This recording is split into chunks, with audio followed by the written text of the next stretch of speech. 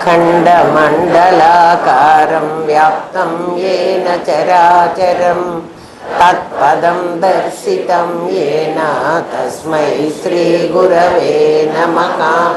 सदाशिवसमारम्भां शङ्कराचार्यमध्यमाम् अस्मदाचार्यपर्यन्तां वन्दे गुरुपरम्परां।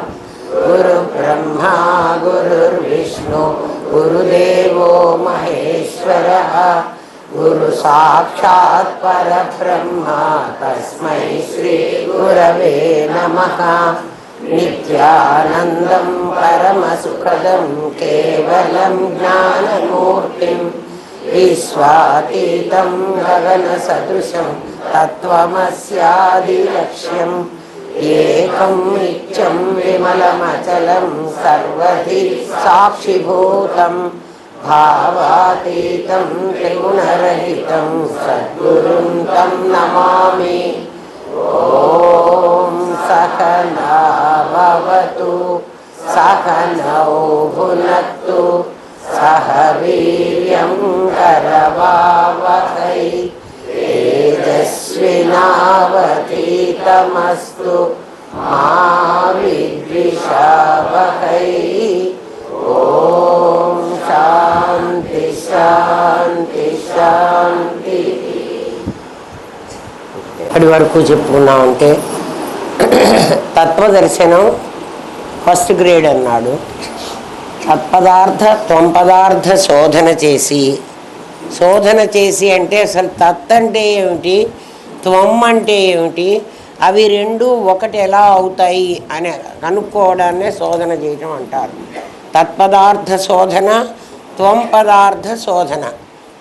ఒకటి శోధన, ఒకటి బోధన. ఒకదాన్ని విచారించాలి. ఎందుకు విచారించాలంటే తత్ అంటే అది, త్వం అంటే నీవు, అది ఇది అని ఎప్పుడు అంటాం మనం?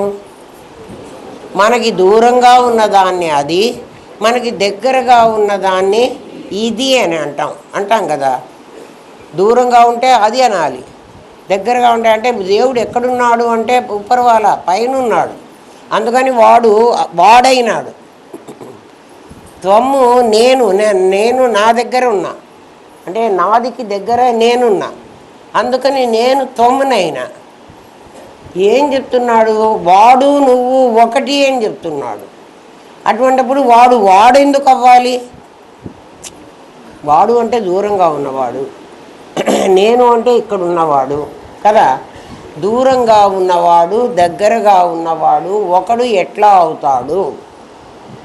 దూరం వాడు దూరంగానే ఉంటాడు, దగ్గరవాడు దగ్గరగానే ఉంటాడు కదా. మరి వాడు వీడు ఒకటి కావాలంటే ఏం చేస్తే ఒకటి అవుతాడు? ఎవడు నీకు వాడు వీడు అని చెప్తున్నాడో, ఎవడు చెప్తున్నాడు? నీ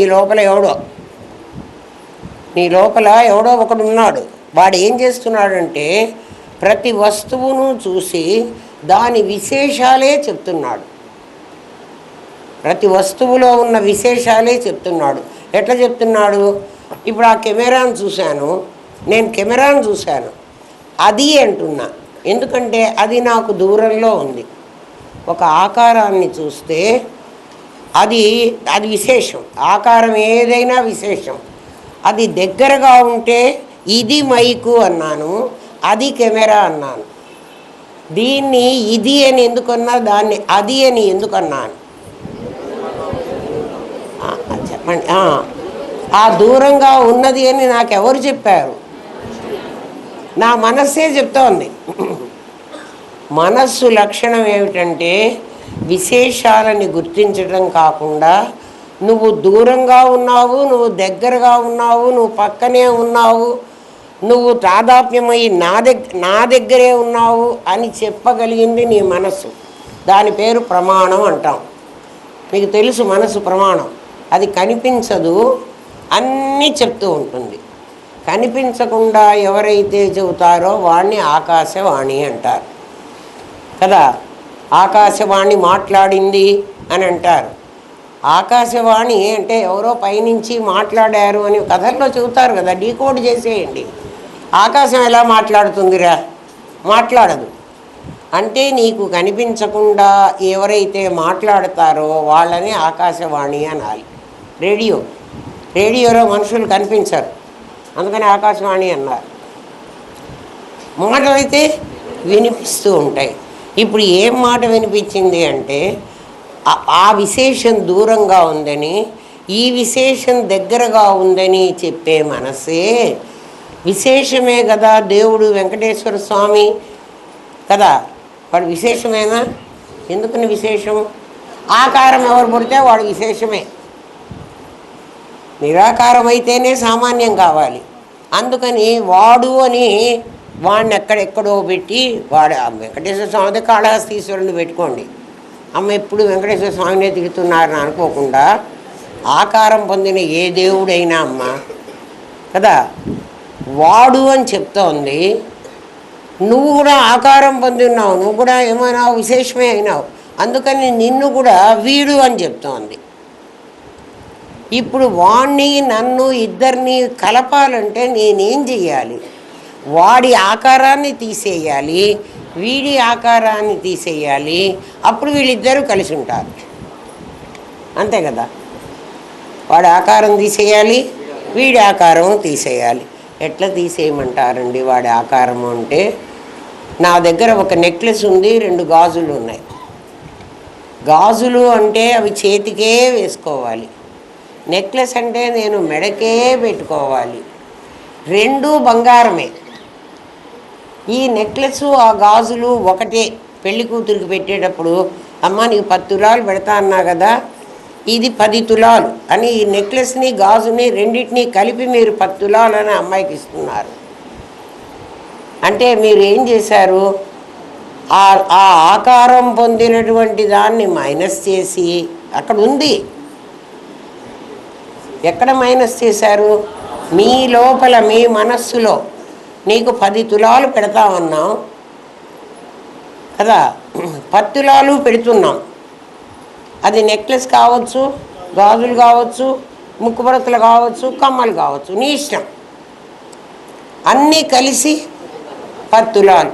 ఇప్పుడు 10 తులాల బంగారం ఆ అమ్మాయికి చూపించారా మీరు? చూపెట్టలే. ఏం చూపెట్టారు?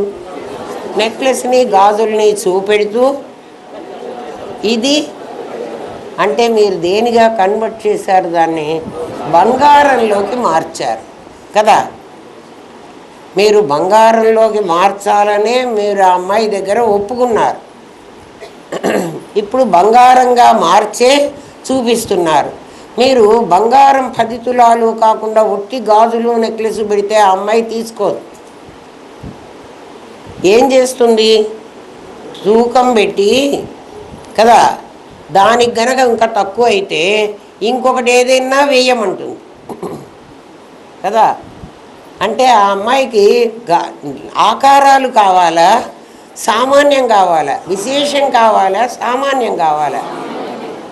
ఇప్పుడు తత్వమసి మహావాక్యాన్ని గురువు చెప్పినప్పుడు దాన్ని మార్చక్కర్లే. మార్చి నాకు దాన్ని కరగబెట్టి 10 తులాల గోల్డ్ కాయిన్ ఇవ్వమని అమ్మాయి అడగడం లేదు. నేను ఏమడుగుతోంది?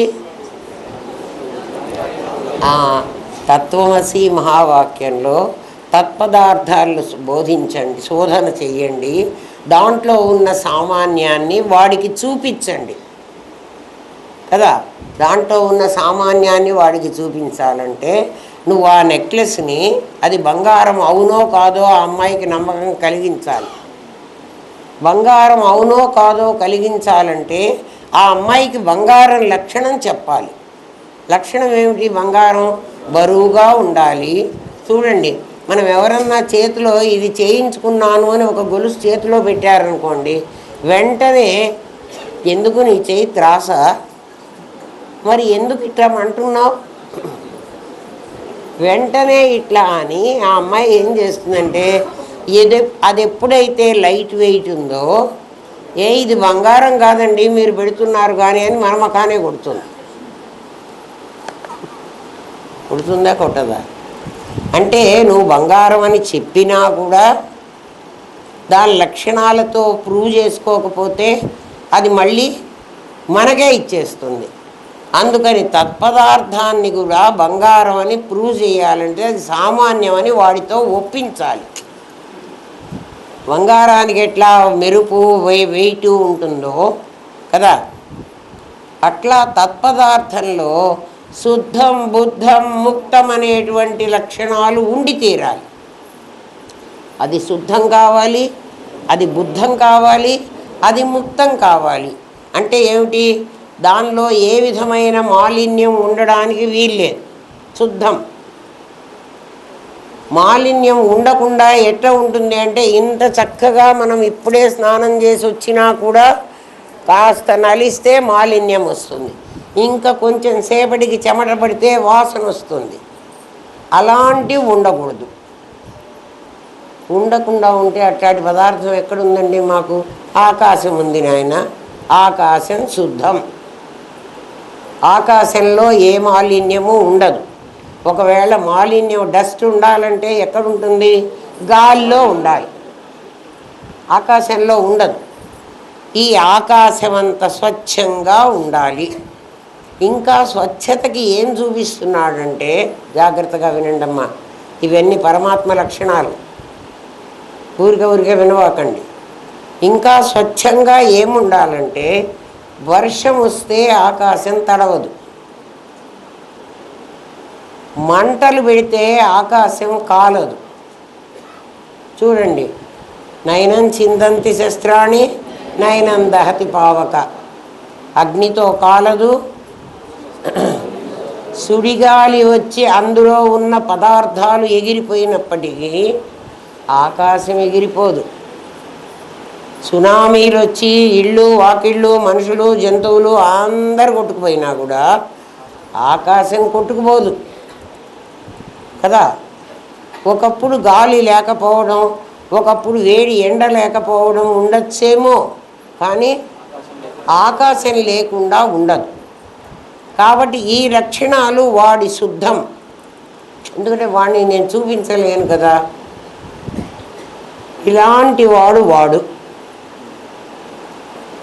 నువ్వు చెప్తున్న దేవుడు, నువ్వు చెప్తున్న వెంకటేశ్వర స్వామి ఇట్లాంటి వాడేనా? ఒక్కసారి నువ్వు పూలు వేస్తే, నూనె పెట్టి నూనె కాదు అదే పంచామృతాలు పెట్టి అభిషేకాలు చేస్తే అతుక్కుంటున్నది.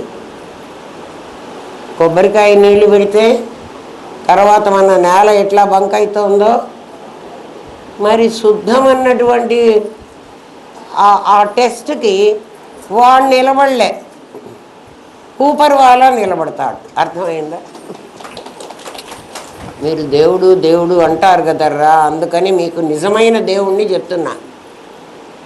నా సంగతి నిజంగా చెప్తున్నామనే పాపం వెంకటేశ్వర స్వామి నాకు ఎప్పుడు లడ్డూలు పంపిస్తాడు. అవును, ఎందుకంటే నా గురించి నిజం చెప్తున్నావు కదా, వాళ్ళందరికీ పాపం రాంగ్ నోషన్లో పడి వస్తున్నారు కదా.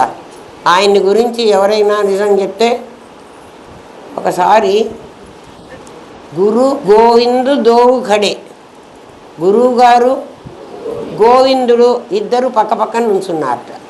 శిష్యుడు వస్తున్నాడు, ఎవడికి దండం పెట్టాల? ముందు రాగానే నమస్కారం సార్ అనాలిగా, ఎవరినన్నా ఎవరికి దండం పెట్టాలి అని ఆలోచిస్తున్నాడట. కాకేలాగా ఉపాయ్, ఎవడి కాళ్ళ మీద పడను అనుకుంటున్నాట శిష్యుడు. బలిహారి గురు ఆపునే గోవింద దియో బతాయి.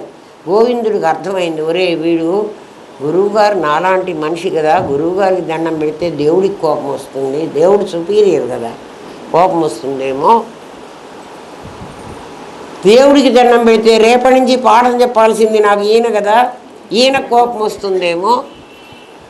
గురువుగారికి దండం పెడితే దేవుడికి కోపం వస్తుంది, దేవుడికి దండం పెడితే గురువుగారికి కోపం వస్తుంది. ఎవరికి ముందు దండం పెట్టాలి, తర్వాత ఇద్దరికీ పెడతాడు, కానీ ఫస్ట్ కదా అని ఆలోచిస్తున్నట్ట వాడు. బలిహారి గురు ఆపనే గోవింద దియోపతాయి. గోవిందుడు వెంటనే వాడికి సైగ చేసి అన్నట్ట, ఒరే మీ గురువుగారికి దండం పెట్టరా అన్నట్ట. గురువుగారు అడిగాట, గురువుగారు ఎందుకు మీరు గోవిందుడిని అడిగాట, నాకు దండం పెట్టమని ఎందుకు చెప్పారు? మీరు కదా సుప్రీము, నేను మామూలు మనిషిని, అంటే కాదురా, నేను ఉన్నానని చెప్పేవాడివి నువ్వు కదా, లేకపోతే వాడికి నేను ఉన్నానని వాడికి తెలియదు. నీకు నాకు పరిచయం ఉంది కానీ వాడికి నాకు పరిచయం లేదు. గోవింద దియోబతాయ్, గోవిందుడు చెప్పేశాట ఈ మాట. మీ గురువు గారికి దండం పెట్టుకోను ఆయన అని, రేపు క్లాస్కి రానియడం కాదు, నన్ను గురించి చెప్పేవాడు ఉండాలి కదరా అని. అందుకని పరమాత్మ లక్షణాలు నీకు తెలియాలి. పరమాత్మ బాగా అర్థం చేసుకోండి. మీరు చెప్పేది చెప్తూనే ఉన్నారు కానమ్మా, మా ఇంట్లో వెంకటేశ్వర స్వామి దగ్గరికి పోకపోతే మా వాళ్ళు తంతారు కదా. మీ వాళ్ళు తినడం కాదు, వెంకటేశ్వర స్వామి దగ్గరికి ఎందుకు పొమ్మంటున్నారంటే మీ వాళ్ళు అడుక్కోవడానికి పొమ్మంటున్నారు. మా గురుదేవులు మమ్మల్ని ఎప్పుడు అనేవాళ్ళు, బిచ్చగాడుగా మారవాకు, ఆ బొచ్చ పారేసిరా కదా, అన్నీ నేనే చూసుకుంటాను. మామేవ శరణం వ్రజ అహం త్వా సర్వపాపేభ్యో మోక్షయిష్యామి అన్నాడా పరమాత్మ? ప్రమాణం చేశాడా లేదా? నువ్వు నా దగ్గరికి రారా నాయనా, నేనేం చేస్తానంటే నీ సర్వ పాపాలు పోగొట్టి నీకు మోక్షం ఇస్తాను రా అని చెబుతున్నాడు. నువ్వేం అడుగుతావు? నా పాపాల మూట నేను భరించగలను, నాది నాకుండని. ఇంకా ఎక్స్ట్రా ఏమన్నా ఉంటే ఈ ఎక్స్ట్రా ఏమి కదా. వాడు ఎవడో చెప్తాడు, వినాయకుడికి దండం పెట్టుకుంటూ అదేదో సినిమా పాట పాడతాడు, పరీక్షలో విరిగిపోని పెన్ ఇవ్వు. సరే, ఆ పాట ఏమిట్రా? గణపతిని ఆ 7 కొండలు ఏసీ చేయిస్తాడట. ఎందుకంటే పాపం ఆయనకి ఏసీ లేక వస్తున్నాడు. అన్నీ వాడికి కావాల్సినవన్నీ లిస్టు. నిజంగా మా దేవుడి దగ్గరికి వెళితే అడగడమే నేర్పించారు మన వాళ్ళు, అంతే కదా. వాడు దేవుడు మనకి లెక్క. కానీ దేవుడి లక్షణాలు చెప్తున్నాడు, తత్పదార్థ లక్షణాలు. శుద్ధం, ఆ శుద్ధం ఎలా ఉండాలి? ఆకాశంలాగా ఉండాలి. అంటే గుడి ఉంటే, గుళ్ళో దేవుడు ఉంటే వాడు ఎప్పుడైనా ఓ 400 ఏళ్ళు 500 ఏళ్ళు అయిపోయిన తర్వాత ఆ విగ్రహం ఏమైపోతుంది? శిథిలమైపోతుంది. ఆ గుడి శిథిలమైపోతుంది. దానికి ఎవడైనా రోజు నిత్యం బాగు చేసి నైవేద్యం పెట్టి పెడితే ఉంటాడు, లేకపోతే వాడు దేవుడు కాడు. అంటే నాస్తికతం చెప్తున్నాడా? కాదు, దేవుడి లక్షణాలు చెప్తున్నాడు. బంగారం లక్షణాలు నీకు తెలిస్తే ఈ నెక్లెస్ ఉంచుకుంటే ఉంచుకో, లేకపోతే నీ ఇష్టం చెడగొట్టి ఇంకోటి చేయించుకున్నా మాకేం అభ్యంతరం లేదు. బంగారం మాత్రం పోదు. శుద్ధం బుద్ధం, ఆ దేవుడు ఎప్పుడు చైతన్యంగా ఉండాలి, జడంగా ఉండకూడదు. జడంగా అంటే మొద్దులాగా. ఇప్పుడు మన దేవుడు మొద్దులాగే ఉంటాడు. ఎంత కష్టాలు వచ్చి ఏం చెప్పినా మనం దేవుడు అనుకుంటున్నవాడు మాట్లాడతాడా? ఎంత మరి దేవుడు అట్లాంటి వాడు కాదు. బుద్ధం అన్న పదానికి అర్థం చైతన్యం. దేవుడు అంటే చైతన్యంగా ఉండాలి. అందుకే చాలా పెద్దలు మనకేం చెప్తారంటే, దైవం మానుష రూపేణ. దేవుడు ఎలా ఉంటాడు అంటే మనిషిలాగా వస్తాడు మనకి హెల్ప్ చేయటానికి. అంటే మనిషి చేతనం, దేవుడు కూడా చేతనం. అందుకని ఎవడైనా నాకు సహాయం చేయాలంటే దేవుడు చెయ్యడు, మనిషి చేస్తాడు. ఆ క్షణంలో ఆ మనిషిలో ఉన్నది దేవుడే. మనిషిలో దేవుడేమిటి ఉండటం ఏంటండి?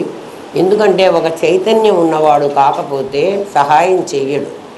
ఆ చైతన్యం, వాడిలో చైతన్యం మేల్కొలింది అంటే ఎట్లా మేల్కొన్నది అంటే 3 గుణాలతో వాడు మనిషి తయారైనాడు.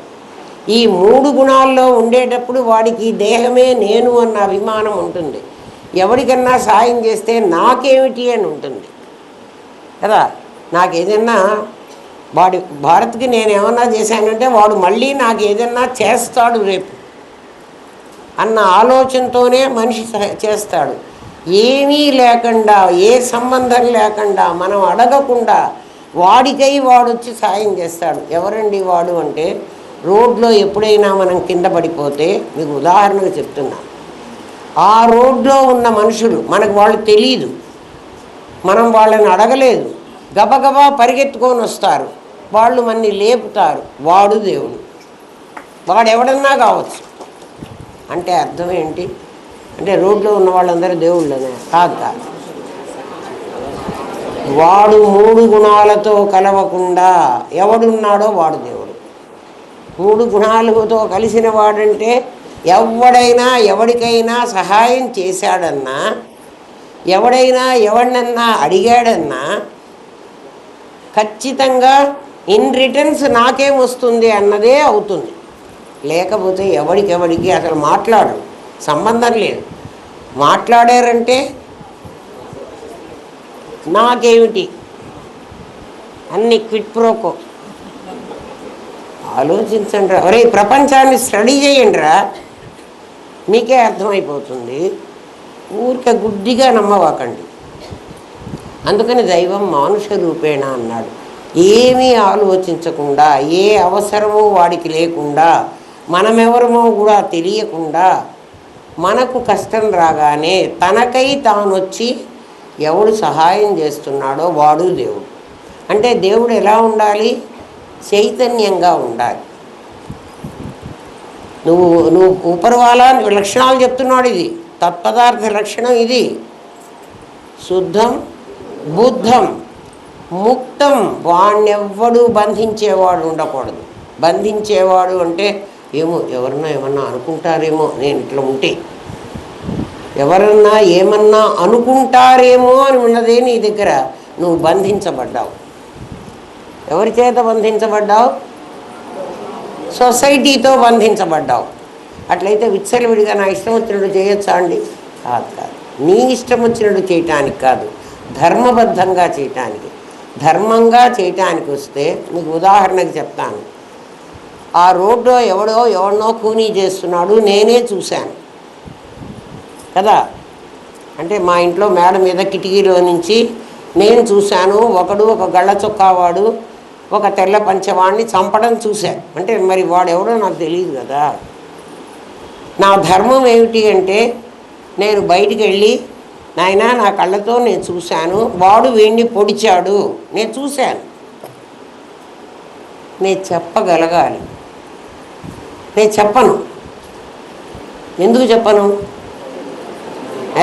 ఇవి చెప్పినప్పటి నుంచి పోలీసు వాళ్ళు నా ఇంటి చుట్టూ తిరుగుతారు, నేను వెళ్ళి వాళ్ళకి కోర్టుల చుట్టూ తిరగాలి, నేను ఈ సాక్ష్యం చెప్పాలి. నాకు అవసరమా? దేంతో బంధింపబడ్డావు? ఆ సిస్టంతో బంధింపబడ్డావు. మీకు అర్థమైందా? బుద్ధం ముక్తం అంటే ఏమిటి? ఎవరేమనుకుంటారో నాకెందుకు ఈ గోల, దీని నుంచి నేను తప్పించుకుని నా దారిన నేను ఉందాం. నువ్వు కళ్ళతో చూసావు, అది ధర్మం. ధర్మాన్ని చెప్పడం. ఒకవేళ నువ్వు చెప్పాలని బయలుదేరినా నీ ఇంట్లో వాళ్ళు వెంటనే ఏమంటారు? నీకెందుకు ఎన్నోరు మూసుకుపడి ఉండక అంటారా? అనరా? అంటే ఎవరి చేతిలో బంధింపబడ్డాను నేను? నా ఇంట్లో వాళ్ళ చేతిలోనే బంధింపబడ్డా, సొసైటీ చేతిలో బంధింపబడ్డా. అంటే విచ్చలవిడిగా నా ఇష్టం వచ్చినట్టు చేయటానికి కాదు, నేను ధర్మాన్ని చెప్తున్నా. అంటే ముక్తం కాదు నువ్వు. భగవంతుడు ముక్తం కాదు. వాడిని ఎవ్వడు బంధించకూడదు. వాడి ఇష్టం వచ్చినట్టు వాడు ఉండాలి. అటువంటి వాడు తత్తు. అటువంటి వాడు ఎక్కడున్నాడో నువ్వు వెతుక్కు. శుద్ధం, బుద్ధం, ముక్తం, సర్వ శక్తి సమన్వితం. అన్ని శక్తులు వాడికి ఉండాలి. కొంతమందికి చాలా శక్తి ఉంటుంది, కానీ ఫైనాన్షియల్గా వాడు ప్రాబ్లం ఉంటుంది, వాడు డబ్బులు ఉండవు. భగవంతుడు అలాంటి వాడు కాదు, అన్నీ వాడికే ఉండాలి. అట్లాంటి వాడు ఎవడన్నా ఉంటే వెతుక్కో. వాడు తిరుపతిలో ఉన్నాడో, కాళహస్తిలో ఉన్నాడో, విజయవాడలో ఉన్నాడో, కనకదుర్గమ్మ లేదండి పుష్కరిణిలో కూడా ఉన్నాడండి, ఎక్కడా ఉండడు. అటువంటి వాడు ఒకడే ఉంటాడు. వాడి లక్షణాలతో గుర్తించి, అది సామాన్య లక్షణం, విశేష లక్షణం కాదు. విశేష లక్షణం ఏమిటి అంటే, ఉత్తిష్ట నరసార్థులా అని ఎవడో నిద్ర లేపితే లేవాలి, తాళం పెట్టిపోతే ఆ గుడిలో కూర్చోవాలి. ఎవరికన్నా హెల్ప్ చేయాలని పాపం దేవుడికి ఉన్నా కూడా ఆ పూజారి గారు తాళం వేసుకుని వెళ్ళిపోయినారు. ఆ దేవుడు రాలేడు నిన్ను కాపాడడానికి. ఏ దేవుడు రాగలడు? అంతటా ఉన్న దేవుడు రాగలడు. గుళ్ళో బంధించిన దేవుడు రాడు. మీకు విగ్రహాన్ని గురించి ఒక బ్యాడ్ ఒపీనియన్ ఇస్తున్నానని అనుకోవాకండి. దీన్ని ఎప్పుడు ఖండిస్తా. ఆ వాడు చూస్తూ ఉంటాడు, అమ్మ అన్నీ చెప్పి చివరికి ఇదంతా అబద్ధం అంటారు. అబద్ధం అనను, మీ చేత అనిపిస్తా. వినండి. ఇవన్నీ వింటే నిజంగా మన నాస్తికులం అని అనిపిస్తుంది. అంటే దేవుణ్ణి ఒప్పుకోలేదు అని కాదు, నిజమైన దేవుణ్ణి కనుక్కోవడానికి ఇది మార్గం. ఆ తత్పదార్థంలో విశేషాలను తీసేసి, విశేషాలన్నీ తీసేయండి. అంటే ఆకారం పొందినవన్నీ తీసేసి దాన్ని సామాన్యంగా మారిస్తే అది సరిపోదు. నిన్ను సామాన్యంగా మార్చుకోవాలి. నన్ను సామాన్యంగా మార్చాలంటే నాకన్నీ ఇంద్రియాలు మరి ఇవన్నీ ఉన్నాయి కదా, సజాతీయ విజాతీయ స్వగత భేదం ఉన్నది నా దగ్గర. భేదరహితుడు వాడు. అంటే నన్ను కూడా సజాతీయం నా జాతి ఉండకూడదు. అందుకని ఏకమేవాద్వితీయం బ్రహ్మ, ఒక్కడే ఉన్నట్ట, ఇంకోడు లేడు. వాడి జాతి వాడు ఇంకోడు లేడు. అద్వైతం అంటే అదే, నో ద్వైతం, ద్వైతం లేదు. నీ దగ్గర ఉన్నటువంటి ఈ లక్షణాలన్నీ తీసేస్తే నువ్వు ప్యూరిఫై అవుతావు. అప్పుడు ఇద్దరు ప్యూరీలు ఉండవు, ఒకడే ఉంటాడు. అసి అనేటువంటి పదంతో ఆ ఇద్దరిని కలపాలి. 4 అక్షరాల్లో మన పెద్దలు తత్వమసి అనేవి 4 అక్షరాలు. ఆ 4 నిన్ను వాడితో కలుపుతున్నారు. కలిపి ఏం చేస్తున్నారంటే నెక్లెస్ రూపాన్ని తీసేసి బంగారం అని దాన్ని అర్థం చేసుకుంటే, గాజుల రూపాన్ని తీసేసి వాడిని బంగారం అని అర్థం చేసుకుంటే, 2 బంగారాలు మేము గలవం అబ్బా, అది నెక్లెస్ బంగారం, ఇది గాజుల బంగారం, మేము గలవం అబ్బా, మీరేమన్నా కలిపితే కలుపుకోండి కానీ మేము మాత్రం గలము అని బంగారం కూర్చుంటుందా? కూర్చోదు. మీకు అర్థం కావడానికి. కాబట్టి తత్వము అసిపదంతో కలుపుతారు. తత్వమసి మహావాక్యం అది. దాన్ని ఇంప్లిమెంట్ చేయటానికి మీకు శ్రీరామ రామ రామ ఇది ఎవరు చెప్పారంటే సీతాదేవి ఆంజనేయ స్వామికి చెప్పింది. సీతారామాంజనేయంలో ఆంజనేయుడికి చెప్పింది. మరి ఆంజనేయుడికి ఎందుకండి తత్వమసి చెప్పచ్చు కదా, నవవ్యాకరణ పండితుడు ఆంజనేయుడు అంటే, ఆయనకి చెప్పచ్చు కదా అంటే, ఆంజనేయుడు కోతి రూపంలో ఉన్నాడు ప్రస్తుతానికి. అంటే పశువుకి అది చెప్పాలి, మనిషికి తత్వమసి చెప్పాలి. అర్థమైందా? అందుకు చెప్పింది అది ఇదే. అర్థమైందా? నిన్న చెప్పాను కదా, రాసి కూడా పెట్టా, శ్రీరామ రామ రామ. అందుకని మనందరినీ కూడా మనుషులు కాదనుకుని, సామాన్యుడిని అంటే మానవత్వమే లేనివాడు మనిషి ఎట్లవుతాడు రా. అందుకని మనందరికీ శ్రీరామ జయ రామ జయ జయ రామ అని అది తత్వమసి మహావాక్యాన్ని ప్రతి వాడికి వెదజల్లేశారు. అర్థమైందా? ఏమ్మా? ఆ రెండిటిని తత్పదార్థత్వం పదార్థాలను శోధించి అంటే ఇంత శోధన చేయటం అంటే ఇది. బంగారాన్ని నెక్లెస్లో నుంచి తీయమంటే ఈజీగా మనకు అర్థమవుతుంది. తత్పదార్థాన్ని కదా, ఆ దేవుడు వాడెవడో అనే వాడి దగ్గర నుంచి అంటే మీకు అర్థం కావాలమ్మా. ఓం నమో భగవతే వాసుదేవాయ. వాసుదేవాయ అన్న పదానికి వసుదేవుడి కొడుకైన శ్రీకృష్ణుడు మేమంతా వైష్ణవులం, విష్ణువే దేవుడని మొక్కేవాళ్ళము అని అంటారు. కాదు, వాసుదేవాయ అంటే వసతి దివ్యతి ఇది వాసుదేవ. ఏదైతే ఎగ్జిస్ట్ అవుతోందో, ఏదైతే అపియర్ అవుతోందో, ఏదైతే ఉంటున్నదో, ఏదైతే కనిపిస్తున్నదో అది వాసుదేవుడు. నిన్ననే చెప్పాను, దీపం కోడిబుడ్డి దీపం గదిలో ఉంటుంది, అది దానికి అయ్యేది వెలుగుతూ ఉంటుంది. దాని కాంతిలో నువ్వేమన్నా చేసుకుంటే చేసుకో, లేకపోతే నువ్వు ఊరుకో, దానికి సంబంధం లేదు. నువ్వు పని చేసుకున్నా అది ఉంటుంది, నువ్వు పారిపోయినా అది ఉంటుంది. వివేక చూడమణిలో అదే చెప్తాడు. నాటక దీప ప్రకరణం అంటాడు. నేను గదిలో పెట్టిన దీపం అన్నాను. నాటక దీప ప్రకరణం అని ఒక ప్రకరణం ఉంది, ఒక చాప్టర్. దాంట్లో ఏం చెప్తాడంటే నాటకం కోసమని లైట్లు వేస్తారు. నాటకం వేసే స్టేజ్ వేసి స్టేజ్ మీద పెద్ద పెద్ద లైట్లు పెడతారు కదా. నాటకం మొదలు కాకముందు ఆ లైట్లు ఉన్నాయి. ఆడియన్స్ అందరూ వచ్చి కూర్చుంటారు. ఏదో చిన్నపిల్లలు ప్రేయర్ సాంగ్ ఏదో పాడుతుంటారు. లైట్లకు సంబంధం లేదు.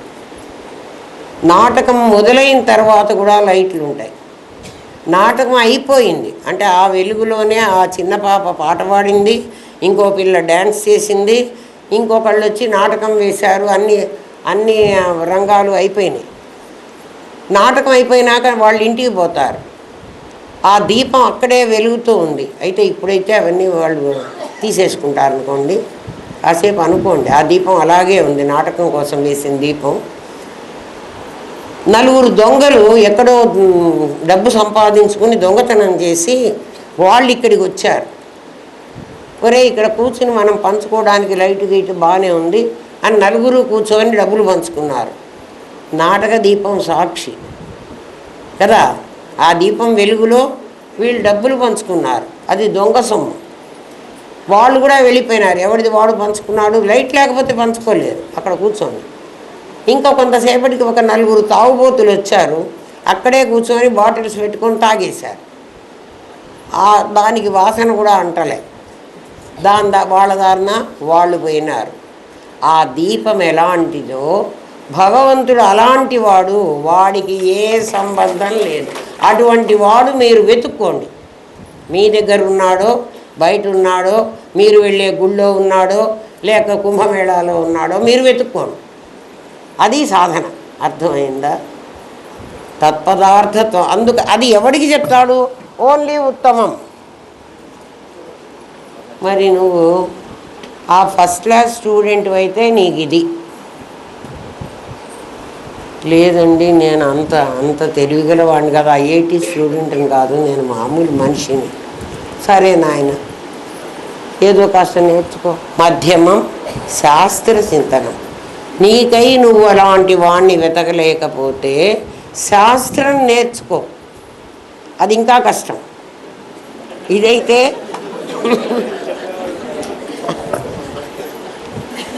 ఏం చేయమంట, అది మాకు రాదు.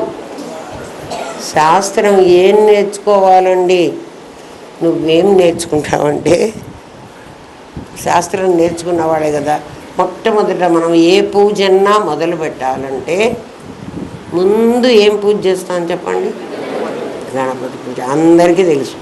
నువ్వు సత్యనారాయణ వ్రతం చేసుకో, ఇంకేదన్నా పూజ చేసుకో, వరలక్ష్మి వ్రతం చేసుకో, వైభవలక్ష్మి నీ బుద్ధి పుట్టింది చేసుకో, కానీ గణపతికి పూజ చేయాలి కదా.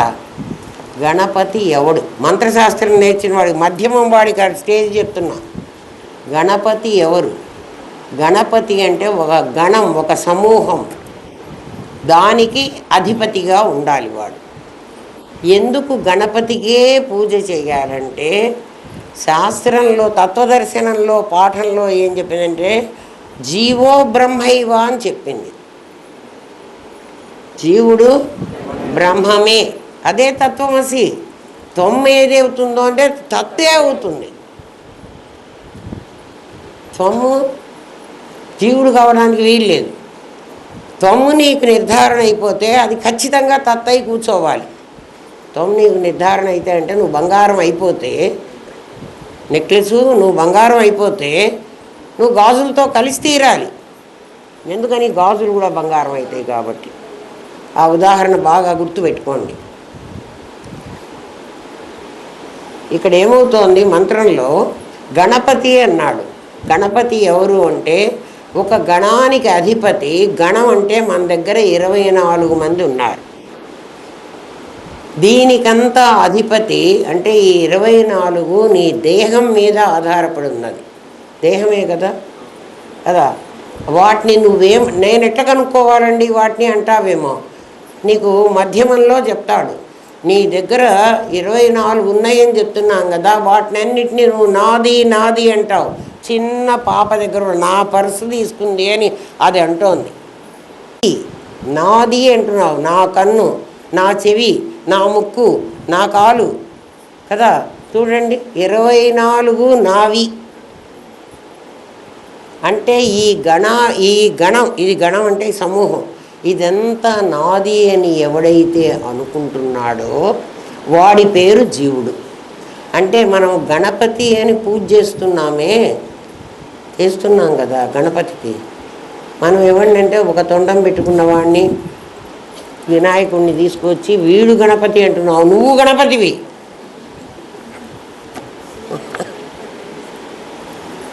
కదా. వాడికి ఏం ముఖం పెట్టారు అంటే ఏనుగు ముఖం పెట్టారు కదా. ఏనుగు అంటే గజం. గజాన్ని వ్యక్చేయమంటారు. జగం అంటే ప్రపంచమే వాడి ముఖం. ఆలోచించండి, వాడి ముఖం ఏమిటి? ప్రపంచం. దానికి ఏనుగుకి చాలా సూక్ష్మమైన బుద్ధి ఉంటుంది. అది తొండంలో మాత్రమే ఉంటుంది, మిగిలిన తలకాయలో ఏముండదు. దాన్ని ఎప్పుడు ఎవడో ఒకడు మావటి వాడు గుచ్చుతుండాలి. అంటే దాని తల మీద మనకు దెబ్బ కొడితే చిన్న దెబ్బ తగిలినా తలకి పెద్ద దెబ్బ తగులుతుంది. కానీ ఏనుగుకి దానికి తొండంలోనే ఆ తెలివి ఉంటుంది. చిన్న సూది కూడా ఇట్లా తీయగలిగిన తెలివి. తల మీద ఏం ఉండదు. అందుకని మావటి వాడు ఎప్పుడు కూడా అంకుశంతో కొడుతూ ఉంటాడు. కాబట్టి నువ్వు అది మొట్టమొదట నిన్ను నువ్వు అర్థం చేసుకోరా నాయన. శాస్త్రం చదువుకుంటే నీకు ఇది అర్థమవుతుంది. అందుకే నిన్ను ప్రతి సంవత్సరం నిమజ్జనం చేస్తున్నారు. నిమజ్జనం అంటే ముంచటం. ఎక్కడ ముంచుతున్నారు? హుసేన్ సాగర్లో ముంచుతున్నారు. మరి నిన్నెక్కడ ముంచుతున్నారు? జమ్మి చెట్టు కింద ముంచుతున్నారు. అర్థమైందా? శాస్త్ర చింతనం అంటే అది. ఆలోచించు. గణపతికి పూజ చేసి నాకు ఇది ఇయ్యి అది ఇయ్యి అని అడుక్కోవడం కాదు, వాడికి ఉండ్రాళ్ళు పెట్టడం కాదు. ఉండ్రాళ్ళు పెట్టి బొజ్జ పెంచావురా, ఒరే మింగుతున్నావురా, 3 బొజ్జ బాగా పెంచావురా, తర్వాత రోగం వస్తుందిరా, ఏ సిరోసిసో ఆలోచించుకోరా. గణపతిని పూజ చేయమంటంలో ఉద్దేశము గణపతివి నీవు అని తెలుసుకో. మరి గణపతిని నేనైతే నేనేం కావాలండి? మహాగణేశుడు కావాలి. ఎట్లా అవుతావు నువ్వు? విఘ్న యంత్రాన్ని భేదించు. నీ దగ్గర గణం ఉంది, అది విఘ్న యంత్రం అని ఒకటి వేశాం నీ మీద. దాన్ని భేదించుకో. అంటే నువ్వు శుద్ధం బుద్ధం ముక్తమైతే శుద్ధం బుద్ధం ముక్తం కాదు అన్నదే నీకు మేము వేసిన ఖైదీ, జైలు. ఆ జైలు గోడల్ని పగలగొట్టుకొని, జైలు గోడలు ఏమిటండి? కొత్త పెద్ద మాటలు చెప్తున్నారు మీరు. ఇదిగో అన్నమయ కోసం ఒక జైలు, ప్రాణమయ కోసం ఇంకో జైలు, అంటే ఒక జైల్లో ఇంకో జైలు, దాంట్లో ఇంకో జైలు. చూడు, 5 జైళ్ళు పెట్టుకున్నావు. ఉంపదగా ఎప్పుడు భేదించుకుని బయటకు వస్తావురా? ఉత్తమం తత్వదర్శనం అంటే నువ్వు అందులో లేవు. నాకు చాలా కష్టం ఉన్నావు. మరి కష్టం అయితే దిగిరా, ఇది తెలుసుకో. ఇక్కడ మళ్ళీ కొట్లాడుకు వస్తున్నారు. వైష్ణవులందరూ గణపతి పూజే చెయ్యరు అసలు. అంటే గణపతి అంటే వాళ్ళకి తెలియదు. మరి ఎవడికి చేస్తారండి? విశ్వక్సేనుడికి చేస్తారు. అది ఎట్లా ఉంటుందంటే, నేను వాళ్ళని విమర్శిస్తున్నానని మీరు అనుకోవాకండి, మీకు తెలియాలని నేను చెప్తున్నాను. ఎక్కడికన్నా వెళితే ద్వారపాలకుణ్ణి పూజిస్తారా? ఆ గుళ్ళో దేవుణ్ణి పూజిస్తారా? ముందు ద్వారపాలకుణ్ణి పూజించి తర్వాత దేవుణ్ణి పూజిస్తాం. కలెక్టర్ ఆఫీస్కి వెళితే ముందు ఆ బెళ్ళబంటలో చేతిలో 100 రూపాయలు పెట్టి, ఇప్పుడు 100 కాదేమో 1000 పెట్టాలో 500 నోటు పెట్టాలో వాడికి పెట్టి, నాయన కొంచెం ముందుగా నన్ను పిలిపించరా, కలెక్టర్ గారితో పని ఉంది అంటే వాడు 500 జేబులో పెట్టేసుకొని రా అని చెప్తాడు. అది కదా. మనమేమో డైరెక్ట్గా వినాయకుడినే పూజిస్తున్నాం. వినాయకుడు నేనే అయి పూజించమంటున్నది శాస్త్రం, మనకు అదే చెప్పింది. వినాయకుడు వేరే దేవుడిని పూజించవాకు. వినాయకుడిని తయారు చేయటానికి కూడా ఎట్లా తయారు చేశారో తెలుసునా? పార్వతీదేవి స్నానం చేస్తుంటే ఆమె నలుగు పెట్టుకుంటే ఆ నలుగు పిండి అంతా తీసేశారు. ఆ నలుగు పిండి ఎక్కడి నుంచి వచ్చింది? నమ శివాయ. పంచభూతాలతో నీ శరీరం తయారైంది. పార్వతీదేవి ఎవరు? ప్రకృతి. అవ్యక్తమైన శక్తి వ్యక్తమైంది. ఆమె నలుగు పెట్టుకోవాలంటే ఆమె ఆకారం ధరించి ఉండాలి కదా. ఒక ఆకారం ధరించింది, ఇంకో ఆకారాన్ని తయారు చేసింది. అవునా కదా? ఎప్పుడైనా ఇన్ని వినాయకుళ్ళకి పూజ చేశాం కానీ ఒక్కసారైనా మనకి ఆలోచన వచ్చిందా? లలితా సహస్రనామం రోజు చదువుతాం కదా. విఘ్నయంత్ర ప్రహర్షిత, లోపల ఉన్నటువంటి ఆ తల్లి ఎప్పుడు సంతోషపడుతుందంటే, ఓ గణేశుడా. అమ్మ చూడండి, ఎక్కడైనా పార్వతీదేవి ఒళ్ళో కూర్చోబెట్టుకుంటుంది వినాయకుణ్ణి. ఒళ్ళో కూర్చుంటాడు అంటే ఏమిటి? ఆమె ఎప్పుడు ప్రహర్షిత, సంతోషం వచ్చినప్పుడే కదా తల్లి పిల్లవాడిని ఒళ్ళో కూర్చోబెట్టుకుంటుంది. ఎప్పుడు సంతోషం వస్తుంది? ఈ విఘ్న యంత్రాన్ని భేదించుకుని నువ్వు ఎప్పుడైతే ఈ పరీక్ష పాస్ అయి నా దగ్గరికి వస్తావో అప్పుడు గదురా నిన్ను ప్రేమించేది. నువ్వు పరీక్ష పాస్ అయితే 20 టెంకాయలు కొడతాను. ఒకడున్నాడు మనకు తెలిసిన వాడు, ఎవడో శశివాడ బంధువు, వాడు అదే చెప్తూ ఉంటాడు. వాడికి ఏది వచ్చినా 1000 టెంకాయలు కొట్టేస్తాను, దండం పెట్టేసుకుంటాడు.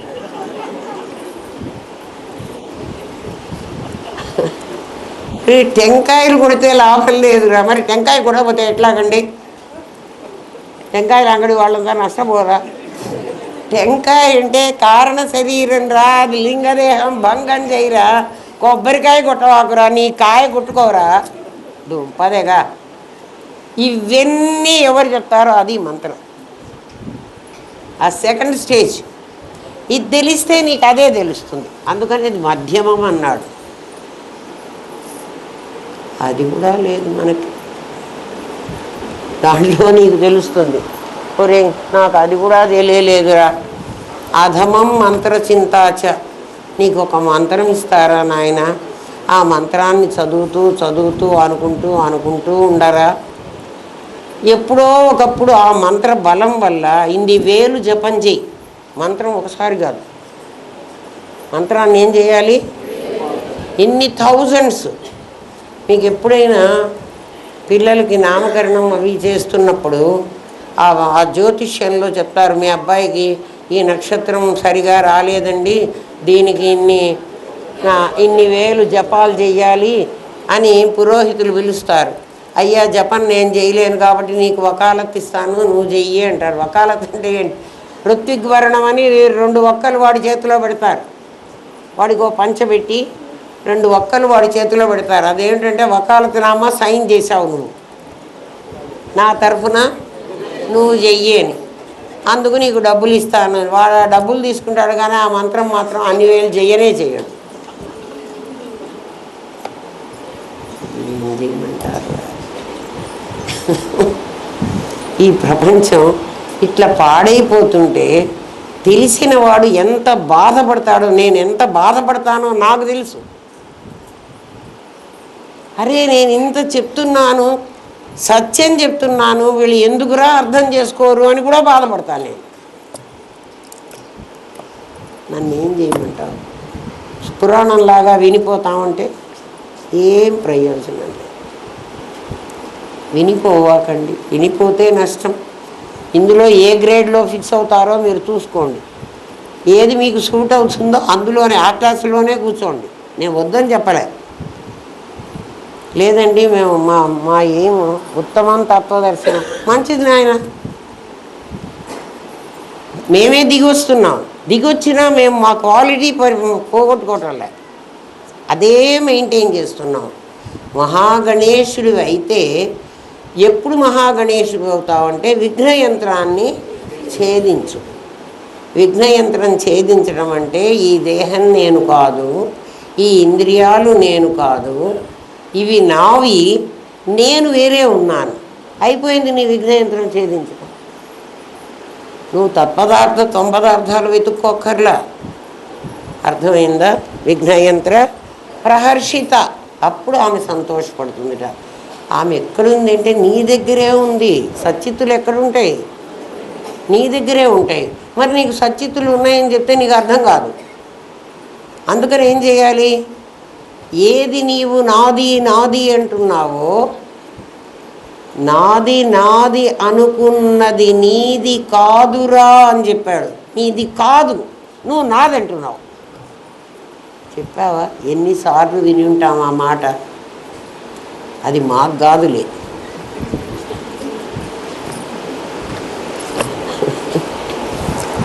మాకు కాదనుకుంటారు. ఎందుకంటే జీవరక్షణం అది. ఎప్పుడైనా ఎవరైనా సామూహికంగా ఇట్లా ఇంతమంది ఉంటారనుకో, ఒకడు ఎవరో తప్పు చేస్తారు, ఆ తప్పుని డైరెక్ట్గా వాడి ముఖం మీద చెప్పడానికి బాధపడి చెప్పే ప్రవచనకారులు అందరి మీద పెట్టి ఏదో సాకు పెట్టి మొత్తానికి అది చెప్తారు. వాడు కూడా వింటాడు. వాడికి తెలుసు ఇది నేను చేసిన తప్పే, నాన్నే అంటున్నారు అని కూడా తెలుస్తుంది. తెలిసిన జీవలక్షణం ఏంటంటే నన్ను కాదులే, అట్టటి వాళ్ళు ఎవరో ఉంటుంటారు వాళ్ళని అంటున్నారు అనుకుంటారా లేదా? నిజం చెప్పండిరా. ఏదైనా నువ్వు చేశావు అంటే నేను చెయ్యలేదు అనే ముందు అంటాడు ప్రతి వాడు. అదే వాడే జీవుడు. జీవుడు ఎక్కడున్నాడు అంటే వెతుక్కోండి. ఎవర్రా ఇక్కడ నీళ్లు పోసారు అంటే అవే నేను పోయలేదు అంటే వాడే పోసుకుంటాడు. ఎవడు ముందు రియాక్ట్ అవుతున్నాడో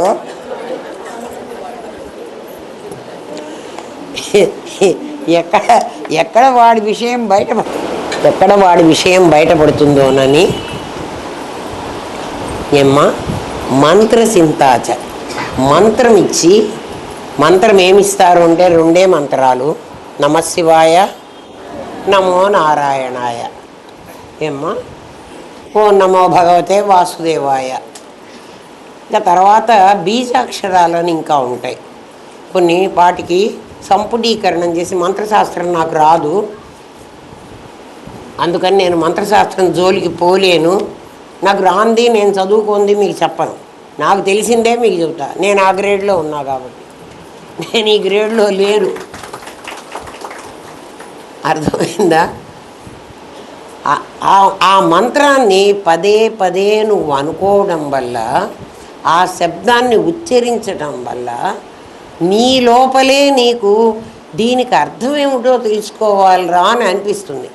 నమశివాయ నమశివాయ నమశివాయ అంటే శివుడు కాకుండా నమశివాయ అన్న పదానికి అర్థం ఏమిటి? నమశివాయ అన్న పదానికి అర్థము పంచభూతాలు ప్రకృతిగా ఏర్పడింది అని.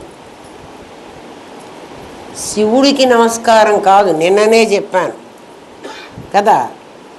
ఆ మంత్రాన్ని పదే పదే పదే పదే చెప్పంగా ఆ మంత్రార్థం నీకు గోచరిస్తుంది కదా.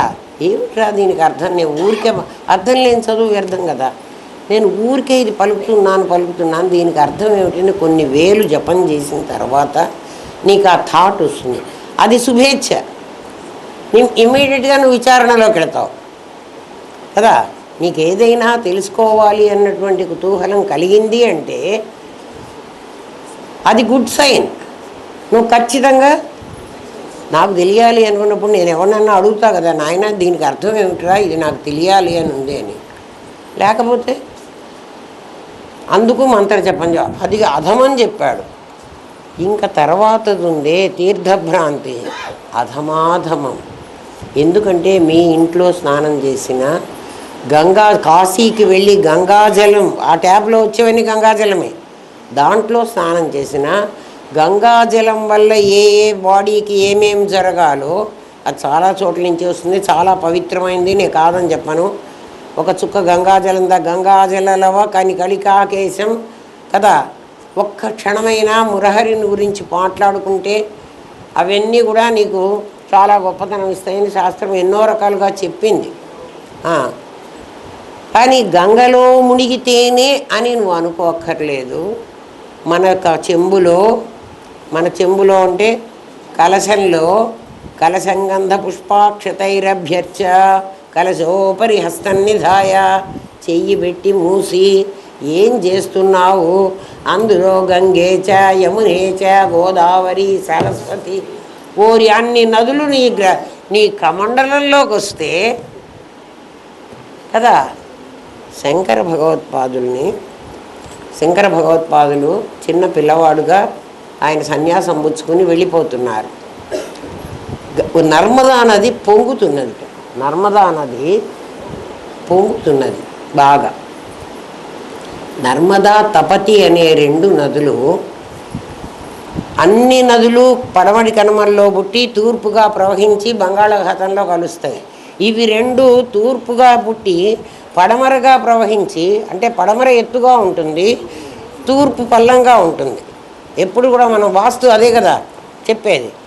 ఇవి ఎదురుకు పోయి అక్కడ కలుస్తాయిట. అందుకని రివర్స్ వెళుతున్నాయి. నీరు పల్లమెరుగు, కానీ నీరు పైకి వెళ్తోంది. నర్మదా తపతి ఆ 2 నదులకే. అందుకని వాడిని నదములు అంటారు, నదులు అనరు. ఆ ఫోర్స్కి అందులో ఉన్న రాళ్ళు నున్నగా తయారు, అవే శివలింగాలు. చాలా గ్రామాలన్నీ అవి నర్మదా తపతి. మరి నీ చెంబు నర్మదా నది పొంగుతూ ఉందిట. గురువుగారు నర్మదా నది పొంగుతూ ఉందండి అని వాళ్ళ శిష్యులు వెళ్ళి చెప్పారట. దాన్ని ఎవడు కమండలంలో పట్టుబగలడో ఆ నర్మదా నదిని కమండలంలో పట్టుకోవాలి, వాడు బ్రహ్మసూత్రాలకు భాష్యం రాస్తాడరా అని గురువుగారు ఎప్పుడో పాఠం చెప్తూ చెప్పారట శిష్యులకి. ఈ పిల్లవాడు అక్కడ కనపడ్డాడు, చిన్న పిల్లవాడు, శంకర భగవత్పాదుడు. నర్మదా నది పొంగుతోంది, వీళ్ళంతా అక్కడ ఉన్నారు. సముద్రం అయితే పొంగుతుంది కానీ నదులు పొంగవు. ఎప్పుడో నదులు పొంగి వరదలు వచ్చేది. మనకి ఎప్పుడో కర్నూలుకి ఎప్పుడో వచ్చింది, 20 years బ్యాక్, 24 years బ్యాక్. అట్లా పొంగి వాడు ఆల్మట్టి డ్యామ్ అక్కడ ఓపెన్ చేస్తే మనకి పొంగింది. సాధారణంగా పొంగవు. ఆ పొంగినటువంటి ఆ నదిని కమండలం బట్టి ఆయన ఆపాట శంకర భగవత్పాదుడు. అట్లా ఎట్లా ఆపి ఉంటాడబ్బా అని అంటే అది పాసిబుల్ కాదు కదా. అంత నదిని పట్టాడు అన్నారు. ఆయన్ని పట్టుకొచ్చారు. అయ్యా గోవింద భగవత్పాదులు గారు, గౌడపాదాచార్యులు గారు, ఈ పిల్లవాడు పట్టాడండి గోవింద భగవత్పాదులేను, భజ గోవిందం కదా, వాళ్ళ గురువు గోవిందుడే. అంటే నాయన సూత్రభాష్యం నువ్వే రాయాలి, నువ్వే రాయమన్నారు. నాకేమొచ్చు అని ఆయన అనలే, రాశాడు.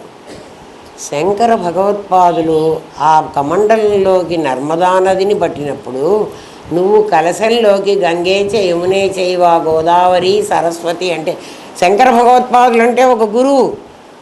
నువ్వు సాక్షాత్ పరమాత్మవి, తొమ్మనేవాడివి, నీ లోపల ఎవడున్నాడు? మరి ఆ చెంబులోకి గంగ రాదా? నువ్వెట్లుంటావంటే ఆ పురోహితుడు ఏదో మంత్రం చెబుతున్నాడు, నీ థాట్, నీ ఆలోచన. కలశం ఎందుకు పెట్టుకుంటున్నారా? కలశం పెట్టినప్పుడు మీకు ఈ ఆలోచన వచ్చిందా? అన్ని నదులు ఇందులోకి వస్తున్నాయి అని మీరు అనుకున్నారా? అంటే మంత్రార్థం తెలియలే. అది ఒట్టిగా చేయవాకండ్రా, అర్థం తెలుసుకుని చెయ్యండ్రా, మీకే తెలుస్తుంది. ఆ నదులన్నీ దాంట్లోకి వస్తాయి. కోటి నదులు ధనుష్కోటిలోకి వచ్చాయిట. ధనుష్కోటి అంటే రామేశ్వరంలో ఉంది. అందులో ఒక్కొక్క బావిలో ఒక్కొక్క వాటర్ని మీరు టెస్ట్ చేస్తే వాడు గంగా వాటర్ అని చెప్తాడు. ఖచ్చితంగా గంగా నదిలో నీళ్లు ఎలా ఉంటాయో ఈ నీళ్లు మీరు టెస్ట్ చేసుకుంటే అవే ఉంటాయి. ఎన్ని నదులు ఉన్నాయో మరి చూడండి. అవేమో నార్త్ ఇండియాలో ఎక్కడో వస్తున్నాయి, ఇక్కడేమో అది చెప్పకుండా ఇందులో నీళ్లు నేను ఎత్తిన పోసుకుంటే నీకు పుణ్యం వస్తుందంటే అక్కడ ఉన్న డబ్బులు వాడెవడో నాకు 300 500 ఇయ్యమని ఒక బకెట్ పోసి అట్లా చల్లేస్తాడు. ఏం ప్రయోజనం రా? అంటే నువ్వు కూడా సాటిస్ఫై అయిపోతావు. ఏమంటే నాకు పుణ్యం వచ్చేసి. పుణ్యం రాదర్రా, ఎప్పుడు వస్తుంది? నువ్వు అర్థం తెలుసుకుంటే నీకు వస్తుంది. అర్థం తెలుసుకుని ఆచరించు. పిచ్చిగా డబ్బులు ఉన్నాయని ఆచరించవా? అర్థమైందా? తీర్థభ్రాంతి, దానివల్ల నీకు ఏమీ రాదు నాయన. అక్కడికి వెళ్ళి నువ్వు అందులో తీర్థం వల్ల నాకు పుణ్యం వస్తుంది అని నువ్వు భావన చేసి అక్కడికి వెళ్ళే కంటే నీ కలశంలో నీళ్లు ఇవి గంగ వచ్చింది దీంట్లోకి అన్నటువంటి నమ్మకంతో ఇవి చల్లుకున్నా నీకు అదే వస్తుంది. ఆలోచన. చాలాసార్లు గంగని గురించి చెప్తారు. ఎవరో ఒక ఆమె గంగలో ఏదో పారేసుకుందిట, ఏ ఉంగరమో ఎలాంటిది. ఈ చెంబులో కూడా గంగ ఉంది అన్న కథమ్మా, నేను నిజం చెప్పట్లేదు, అది ఇది కాదు, శాస్త్రంలో లేదు. వాళ్ళ అమ్మగారు చెప్పారు కదా, ఇది చాలా కరెక్ట్ ఏమో, ఏ పుస్తకంలో ఉంది, ఏ పురాణంలో ఉంది అంటే నేను చెప్పలేను. నేను కూడా అన్ని పురాణాలు చదువుకోలే. నాకు కావాల్సింది ఏదో నేను చదువుకున్నాను. నేను ఒక సిలబస్ తయారు చేసుకుని దాని ప్రకారం మీకు చెప్తున్నా కదా. ఆమె చెంబులో ఆ ఉంగరం దొరికిందని చెప్తారు, కాశీ మహాత్యం చెప్తూ అందులో దొరికిందిట. మరి ఎలా దొరికింది? మరి అక్కడెక్కడో నార్త్ ఇండియాలో ప్రవహించే నీళ్లు రామేశ్వరం దగ్గరికి వెళ్ళి ఆ బావిలో ఉన్నప్పుడు, పోనీ ఆ బావిలో అన్ని బావుల్లో అవే ఉండాలి కదా, అట్లా లేవు కదా. మీరు ఆలోచించండి. అందుకని బుద్ధికి పదును పెట్టండి. ఎవడి బుద్ధితో వాడు పని చెయ్యండి కదా. గురువు చెప్పిన వాక్యం ఆ బుద్ధి పదును పెట్టుకోవడానికి ఉపయోగపడుతుంది. అంతేగాని బుద్ధి ఉద్ధరేదాత్మనాత్మానం అవసాదయే, ఆత్మైవ ఆత్మనో బంధు ఆత్మైవ రిపురాత్మన అంది. అందుకని నీ బుద్ధితో నువ్వు ఆలోచించు. ఇంతకంటే ఇంకా గొప్పవి నీకు తెలిసి ఉండొచ్చు. ఎందుకు పని చేయరు? మన డబ్బు సంపాదించాలంటే ఎంత దాని మీద వర్కౌట్ చేస్తారా మీరు చెప్పండి. ఒక క్రికెట్లో నేను విన్ అవ్వాలంటే ఎంత వాడు కష్టపడితే ఆ క్రికెట్లో వాడు విన్ అవుతున్నాడు. అట్లా కష్టపడండి రా, దీన్ని కూడా విన్ అవుతారు మీరు. ఎందుకంటే ఇది ఇంకా సులభం. సుసుఖం కర్తుం అవ్యయం అన్నాడు పరమాత్మ గీతలో. ఇది చాలా ఈజీరా, దానికోసం ఫిజికల్ కష్టాలు పడాలి. ఈ బుద్ధిని పదును పెట్టుకుంటారా. ఎవడో చెప్తే విందామని అనుకోవాకండి. నేనే చెప్పగలను అని మీరు తయారైతే, అట్లయితే మేము రేపటి నుంచి గురువులు అయిపోమా? లేదు పల్లెగా ఏం చెప్పమంటావురా? వినండి ఏమ్మా.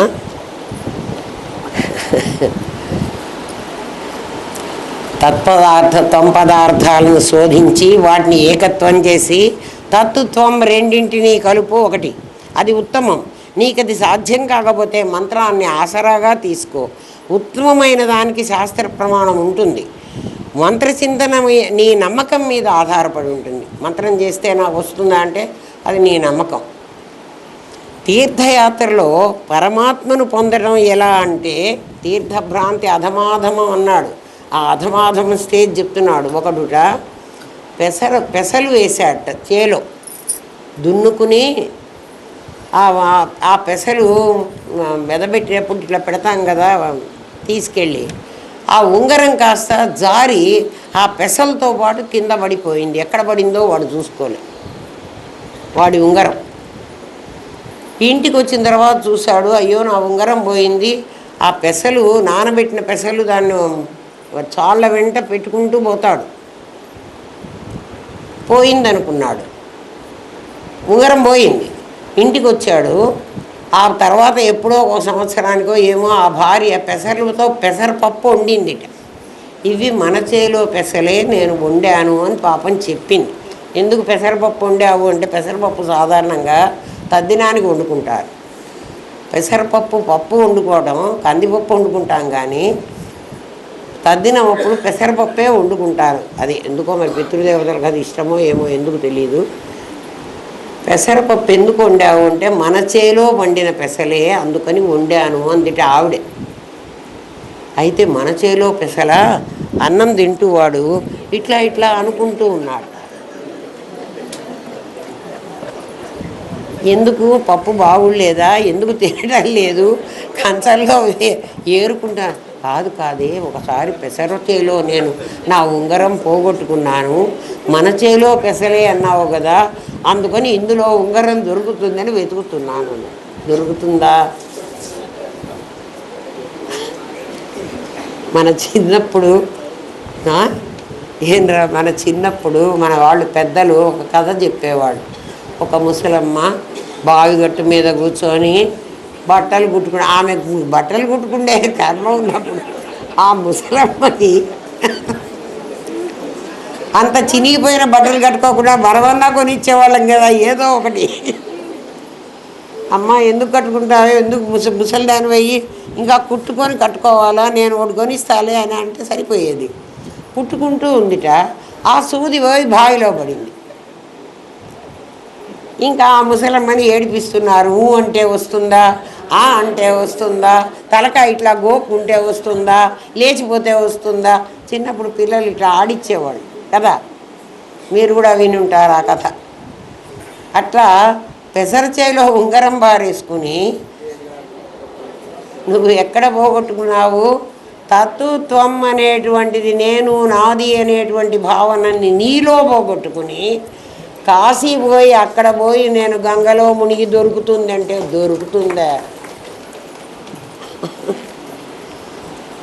ఎప్పుడో రాశారా? దొరకదు.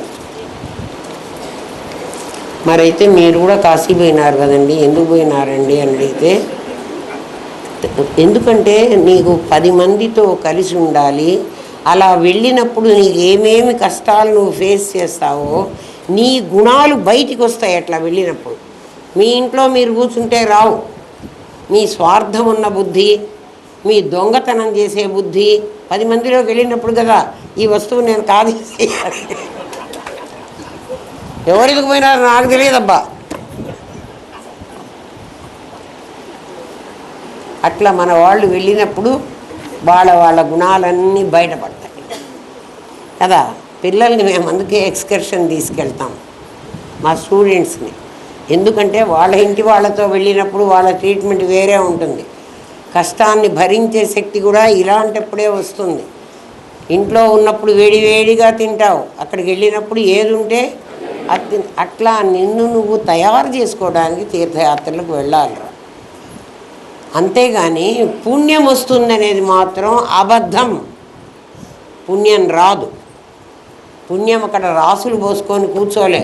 గంగమ్మ ఏం చెప్పిందో తెలుసు కదా, అమ్మ అందరూ పాపాలు నీలో వదిలేసిపోతుంటే నువ్వు ఎంత పాపి అయిపోతావు కదా.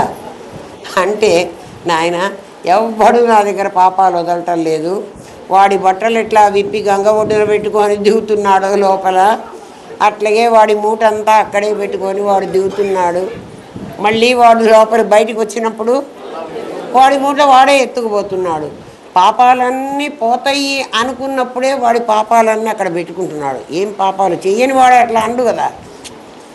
అంటే వాడికి పాపాలు చేసిన వాడికి అన్నీ కూడా లోపల ఏ తప్పు చేసిన వాడికి అది ఉండదా. అందులో మన దగ్గర బ్లాక్ బాక్స్ కూడా ఉంది, మీకు తెలియదేమో. యమధర్మరాజు దగ్గర కూడా జీవుడు ఇట్లాగే బుకాయిస్తాడు. ఏమని బుకాయిస్తాడు? అబ్బే నేను అస్సలు చేయలేదు. ఎందుకంటే జీవ లక్షణం కదా అది. తప్పు చేసిన వాడు అది అంటున్నప్పుడే వాడికి తెలియాలి, నేను ఖచ్చితంగా చేశాను, ఎందుకు ఇట్లా అబద్ధం ఆడుతున్నాను, ఇదే కాబట్టి జీవ లక్షణం అని గుర్తు చేసుకోవడానికి చెప్తాం మేము. దాన్ని కవర్ చేసుకుంటాడు వాడు, అది జీవుడి లక్షణం. ఏ తప్పు చేసిన వాడు నేను చేశానని అనడుగా. అంటే ఇంకోసారి ఆ తప్పు చెయ్యడు, ఆ తప్పు నేను చేయలే. అట్లా యమధర్మరాజు దగ్గర కూడా వీడు ఇలాగే మాట్లాడతాడు. మాట్లాడగానే పాపం యమధర్మరాజు, అవునా నాయన చేయలేదా, అన్యాయంగా నీ మీద అంతా వేశారు కదా, సరేలే నా దగ్గర సీసీ కెమెరా కూడా ఉంది కదా, నేను పెట్టాను నీ దగ్గరే. సీసీ కెమెరా యమధర్మరాజు దగ్గర ఉంది అని నేను అబద్ధం చెప్పట్లే. ఇప్పుడు మీ దగ్గర చూసుకోండి, మీరు ఏదన్నా చేసుంటే మొత్తం పిక్చర్ అంతా కనపడుతుంది. బ్లాక్ బాక్స్ అని విమానాలు అవి కింద పడ్డప్పుడు, సముద్రంలో పడ్డప్పుడు ఆ బ్లాక్ బాక్స్ దొరికిందంటే దాంట్లో అంతకుముందు ఏం జరిగింది, ఎవరితో మాట్లాడాడు, ఏం ప్రాబ్లం వచ్చింది, ఎందుకు విమానం కూలిపోయింది అనేవన్నీ తెలుస్తాయి. మన బ్లాక్ బాక్స్లో కూడా మన సూక్ష్మ శరీరంలో ఉంటుంది. యమధర్మరాజు ఓపెన్ చేసి చూపిస్తాడు. ఇంకా ఏం మాట్లాడు జీవుడు, నాయన ఇది నీ పరిస్థితి, పద, ఇక్కడికి పోతావా అక్కడికి పోతావా పోతావా, ఆప్షన్ లేదు.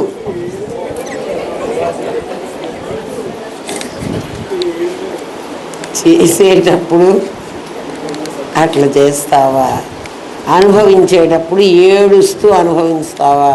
అర్థమైందా?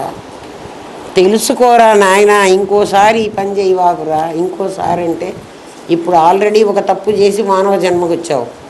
మానవ జన్మలో ఇవన్నీ తెలుసుకుండే అవకాశం ఇచ్చాడు పరమాత్మ నీకు. ఎవ్వరికీ లేని శక్తి మనిషికి ఒక్కడికే ఉన్నది. ఏమిటంటే వాడు ఏం అనుకుంటున్నాడో వాడు చెప్పగలడు. ఏ జంతువు చెప్పలేదు. అది అనుకుంటున్నది, అది చెప్పలేదు పాపం. దాన్ని అది దోమ చీమ కూడా మనం బైగాన్లు కొడితే చచ్చిపోతున్నాయి కదా. మేకలన్నీ బలి ఇస్తే ఇప్పించుకుంటున్నాయి. చెప్పలేవు. మనిషికి ఒక్కడికే ఉంది. ఏమిటది?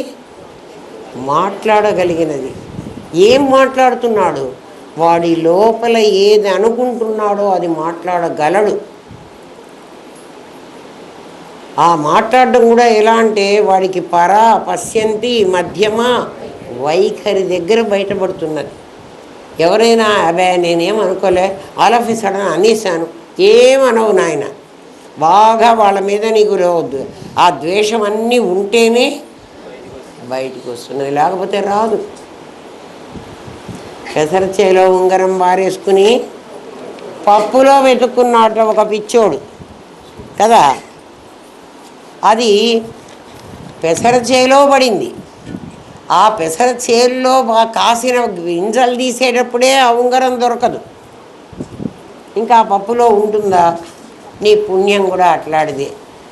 ఏమిటండి నా పుణ్యాన్ని దాంతో పోలుస్తున్నారు అంటే, ఎప్పుడైతే పుణ్యము పాపము అనేవి రెండు, పుణ్యం అంటే పాపం కూడా రెండు ఒకటే, చేసావో నువ్వు, అవి ఇమీడియట్గా సాయంత్రం అయిన తర్వాత అంగట్లో ఇవాళ అమ్మిన వస్తువులన్నీ డబ్బులన్నీ ఏం చేస్తానరా, ఇంటికి తెచ్చి నా బీరువాలో పెట్టుకుంటానా. ఏ రోజుకు ఆ రోజు కలెక్షన్ కదా. రేపు మళ్ళీ అంగట్లో ఏమన్నా కొంచెం అవసరమైతే చిల్లర ఇవ్వడానికి కొద్దిగా డబ్బులు తీసుకుపోతాం. అమ్మినవన్నీ ప్రతిరోజు అమ్మినవన్నీ నీ లోపల సంచితం అనే పేరుతో దాచుకున్నావురా. అట్లెట్లా పోతావు? నువ్వు దాచిపెట్టుకున్నావు. గంగలో మునిగితే ఈ మూట మూట ఆ అమ్మ తీసుకుంటుందా? ఎట్లా తీసుకుంటుంది? నువ్వు బతికే ఉన్నావు కదా.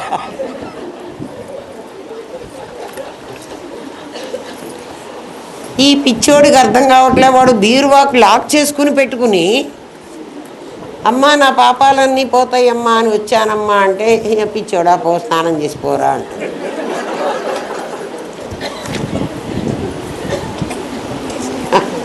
ఏదో వచ్చావు కదా చేసుకోరా. ఎందుకంటే గంగా నది ప్రవహించినటువంటి చోట్లో ఎక్కడెక్కడి నుంచో ప్రవహిస్తుంది కదా. కొండలు గుట్టలు అన్నీ దాటి ఎన్నెన్నో అడవులు దాటి వస్తుంది కదా గంగమ్మ. అక్కడి నుంచి ఆవిడికి ఆ నీళ్లలో అటువంటి శక్తులన్నీ వస్తాయి కాబట్టి ఆ శక్తి వల్ల, అందుకే ఆ నీళ్లు చెడిపోవు. 12 ఏళ్ళు గంగలో, మన గంగలో అయితే, మన గంగ అంటే కాశీగంగ, కాశీగంగకు వచ్చేటప్పటికే అది కొంత చెడిపోయింది.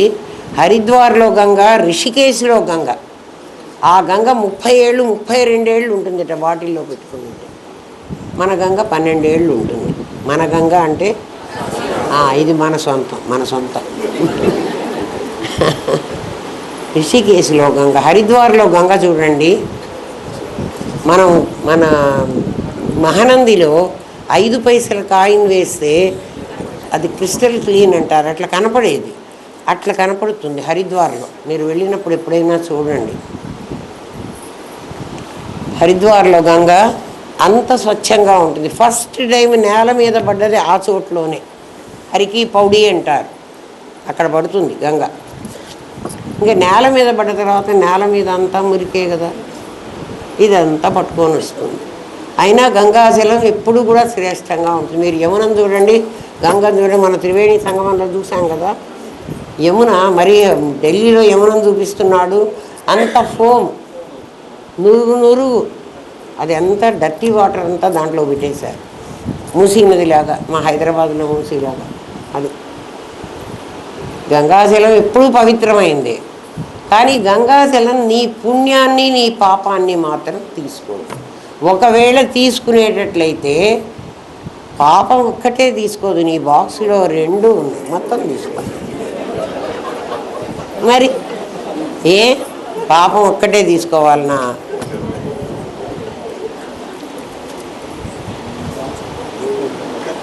ఖచ్చితంగా తీసుకో. ఎందుకంటే నీకు యాంటీబయాటిక్ అని మందు ఇస్తాడు డాక్టర్. యాంటీబయాటిక్ నీకు రోగజీవుల్ని మాత్రమే చంపదు, నీ బాడీలో ఉన్న బ్యాక్టీరియాని కూడా, యూస్ఫుల్ బ్యాక్టీరియా ఉంటుంది, దాన్ని కూడా చంపేస్తుంది. అందుకే బి కాంప్లెక్స్ వేసుకోండమ్మా, B12 వేసుకోండమ్మా అని డాక్టర్ మళ్ళీ పక్కన ఇంకోటి ఇస్తుంటాడు. ఇది కూడా అంతే అమ్మా. పాపం ఒక్కటి తీసుకుంటుందిలే గంగమ్మ అని స్నానం చేసి రావడం అనుకుంటావు, ఏమీ పోదు. నీ పాపం నీ దగ్గరే ఉంటుంది. అర్థమైందా? నీ పుణ్యం కూడా నీ దగ్గరే ఉంటుంది. నా దగ్గర ఎప్పటిదాకా ఉంటుందండి? ఎప్పుడు, నువ్వు ఎన్ని జన్మలకు వెళ్ళినా. అందుకే ఏ జన్మలో ఈ పాపం చేశానో అంటున్నావు కదా. ఏ జన్మలో చేశావో నీకు తెలియదు, కానీ చేశావు. చెయ్యకపోతే ఇప్పుడు అనుభవించవురా. అవశ్యం అనుభోక్తవ్యం. భోక్తవ్యం అంటే నువ్వు భుజించాల్సిందే. దాన్ని పెద్దలు సామెత చెప్తారు, సర్ది కట్టుకున్నమ్మా చాలా భోంచెయ్యాలి.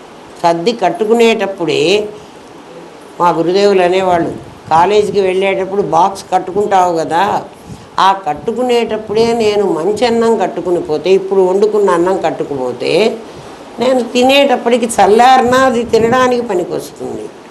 నేను ఇవాళ ఇంట్లో సద్దన్నం తింటా కదా అని ఆ నిన్న అన్నం ఇవాళ పప్పు కలిపి శుభ్రంగా బాక్సులో పెట్టుకుని పోతే నేను తినేటప్పటికి అది పాచిపోతుంది.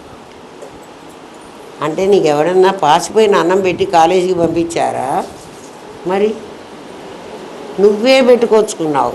అట్లాగే మన కర్మలన్నీ మనమే పెట్టుకొచ్చుకొని అనుభవించేటప్పుడు, తినేటప్పుడు అయ్యో పాచిపోయిందే అన్నం అంటే, నువ్వు పెట్టుకునేటప్పుడు ఏది పెట్టుకున్నావు? అదే పాపాలు. ఇప్పుడు ఎవ్వడు మనకి ఇవ్వలేదమ్మా. దేవుడు అట్లా ఇచ్చేవాడు కాదు, పాపాలు పుణ్యాలు ఇవ్వడు. ఆయనకేం పని? పైగా నీ మీద ఆయనకి ఏమన్నా ద్వేషమా?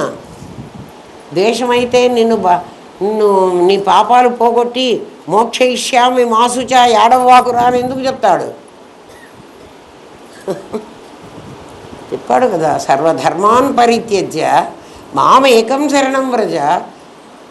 ఇది నువ్వు చేయాల్సిన పని చెప్పాడు. అహం త్వా సర్వ పాపేభ్యో మోక్షయిష్యామి. ఈ సర్వ పాపాలు నేను పోగొడతారా? నన్నేం చేయమంటావయ్యా? సర్వధర్మాన్ పరిత్యజ్య. ఏం ధర్మాలు ఉన్నాయ్యా? అన్నమయ కోశానికి 2 ధర్మాలు, ప్రాణమయ కోశానికి 2, నీ దగ్గర 10 ధర్మాలు ఉన్నాయి. అవి వదిలేయి. అవి వదిలేయంటే ఆటోమేటిక్గా నాదిని వదిలేయి. అది అమ్మ, నాదిని వదిలేస్తే నేను ఎట్లా బతుకుతాను? జన్మల నుంచి తెచ్చుకుంటున్నా. చిన్న బిడ్డకి దాని చేతిలోది నేనే ఇచ్చి బిస్కెట్ ప్యాకెట్, నాకు ఒక్క బిస్కెట్ ఇప్పించుకోలేనురా. జస్ట్ ఏం తెలియని పసిబిడ్డ, లోకమే తెలియదు, బిస్కెట్ సంపాదించుకోవడమే తెలియదు. పసిపిల్లలకు మనం ఇస్తాం కదా బర్త్డేకి, వెళ్ళి ఒక ప్యాకెట్ ఇచ్చి అమ్మ ఒక్కటి నాకు పెట్టవే అని అడిగితే నాది. అరే ఇప్పటిదాకా బిస్కెట్ నాది, నీకు నేనిచ్చాను కదా. మనం అందరం అట్లాంటి వాళ్ళమే. ఎట్లాంటి వాళ్ళమంటే మనకన్ని సంపదలు భగవంతుడే ఇస్తున్నాడు. మళ్ళీ వాడికి ఇవ్వడానికి మాత్రం ఏంటండి మీరు రోజు దేవుడికి నైవేద్యం పెట్టమంటారు, చాలా తప్పు కదా. ఆ బిస్కెట్ వాడు, ఆ పిల్ల మనకు బిస్కెట్ ఎట్లా ఇవ్వటం లేదో మనం కూడా దేవుడికి పెట్టటం లేదు. ఇంకోసారి మనకి ఇద్దామని అనిపిస్తుందా? అనిపించదు. నేను ఎప్పుడు రాశాను కూడా, తండ్రి పాపం కష్టపడి డబ్బు సంపాదించి పుల్లారెడ్డి స్వీట్ కొనుక్కొని తీసుకొస్తాడు ప్యాకెట్, పిల్లల కోసమే తెచ్చాడు, వాడు తినాలని తేలే. ఆ బల్ల మీద పెడతాడు. వాడు పాపం కాళ్ళు కడుక్కు రావడానికి బాత్రూమ్కి వెళ్ళాడు. వాడు వచ్చే లోపల ఈ పిల్లలు ఈ ప్యాకెట్ తీసి పీక్కొని అలా 4 తినేశారు. నాన్న ఏమనడు. ఎందుకురా తిన్నారని కోపడతాడా? అరే వాళ్ళ కోసమే తెచ్చా, వాళ్ళు తిన్నారు. కానీ నాన్న అనుకుంటాడు, ఒరే నా పిల్లలు కదా, నేను కదా తెచ్చాను, ఒక్క ముక్క నాన్న నువ్వు కూడా తిను అని వెనక వాళ్ళు తిన్నట్టయితే మళ్ళీ రేపు తెద్దామని ఉంటుంది. వీళ్ళు నాకు పెట్టకుండా వాళ్ళే. మనం అందరం తింటున్నాం, గుర్తు చేసుకోండి. భగవంతుడు ఇచ్చాడు ఈ సంపదంతా, వాడికి పెట్టకుండా వాడు తింటాడా? వాడు తింటాడో తినడో. ఆ నాన్నకు పెడితే తింటే నాన్న తింటాడు, పిల్లవాడు ప్రేమగా పెట్టాడు కదా అని. లేకపోతే నాన్న నువ్వే తినరా, నాకెందుకురా అంటాడు. ఏ తండ్రి అయినా అదంతా నేను తెచ్చుకున్నాను, నేను తింటానని అనడు. కానీ ఈ పిల్లవాడు పెట్టాడు. మనం అందరం అలాంటి పిల్లలం. ఎందుకంటే మనకు పుట్టుకతోనే మనకు ఆ అలవాటు వచ్చేసింది. మనకు వచ్చిందా రాలేదంటే ఇప్పుడు చిన్నపిల్లల్ని చూడండి, మీకే తెలుస్తుంది. అస్సలు ఇయ్యరు వాళ్ళు. ఎంత మరి వాళ్ళు అటువంటి జీవితం మరి ఏది సంపాదించుకుంటున్నారో మనకు తెలియదు.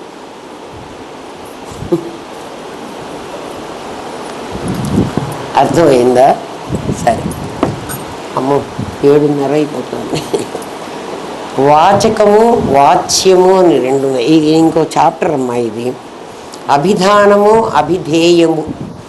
మామూలుగా మనం అందరం అభిధానం అంటే పేరు, అభిధేయము అంటే దేనికి ఆ పేరు పెట్టామో అది అభిధేయం.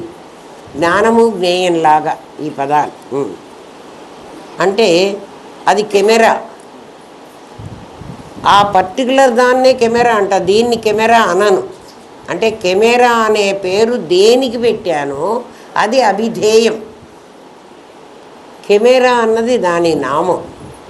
అట్లా నీకు నీ అభిధేయానికి తేడా ఉంది, జాగ్రత్తగా వినండి.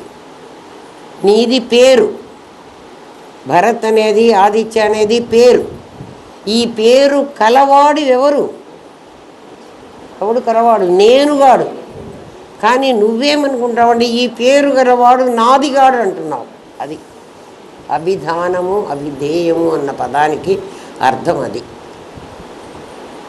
వెంటనే నువ్వేం చేస్తావు? ఆ పేరు నాది అంటున్నావు. ఆ పేరు నీకు పెట్టాం. నీవెవరు? నీ తల్లి గర్భంలో నువ్వు ప్రవేశించినప్పుడు నీ నాది లేదు నీకు.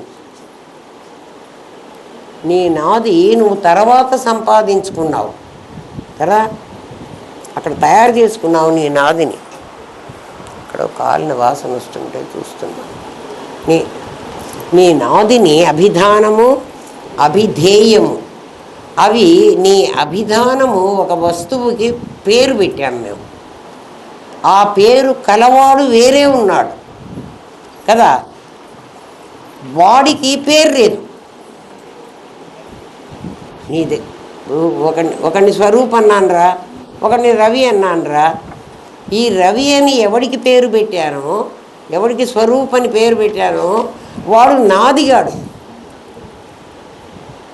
కానీ నేను పెట్టింది నాది నీకు తర్వాత వచ్చింది.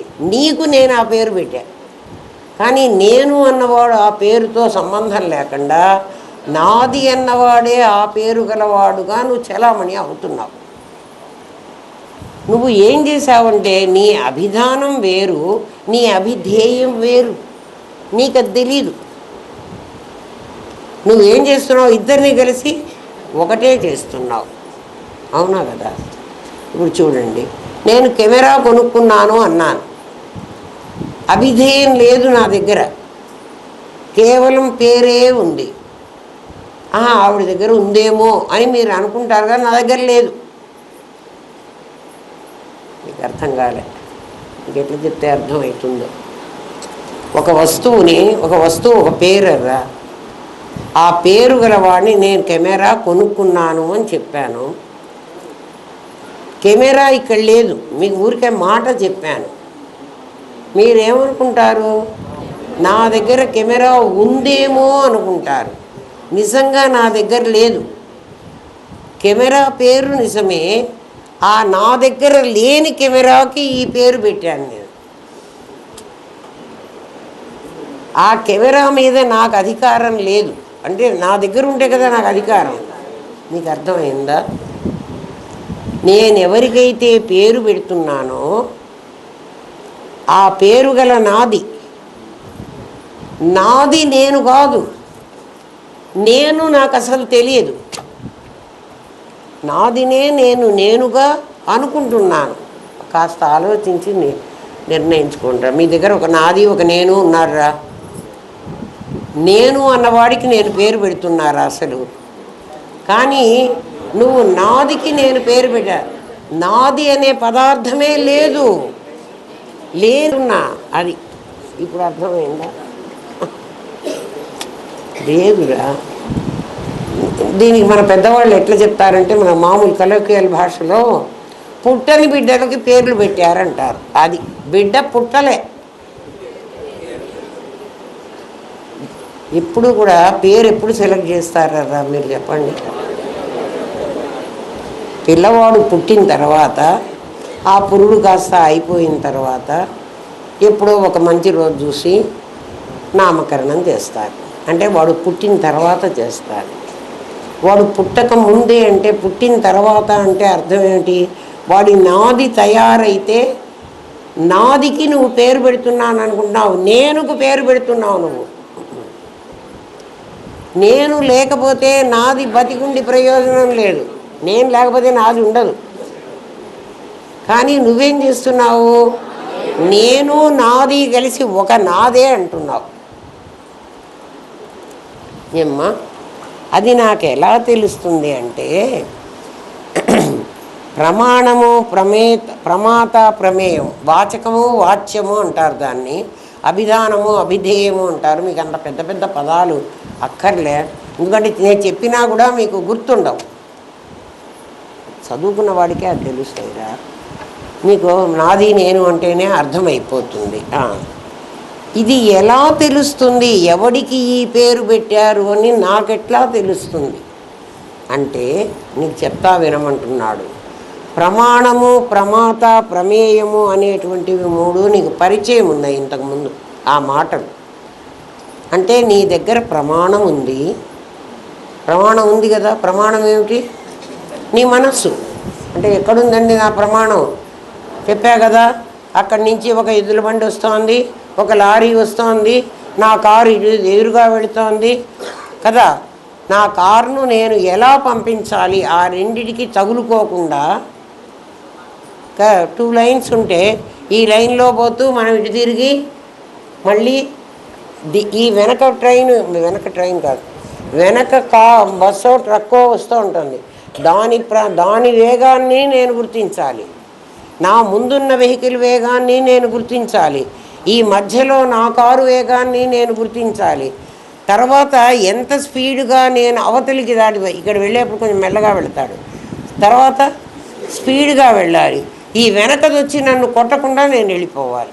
ఇవన్నీ నేను రోడ్డు మీదకి దిగి రోడ్డు కొలుచుకొని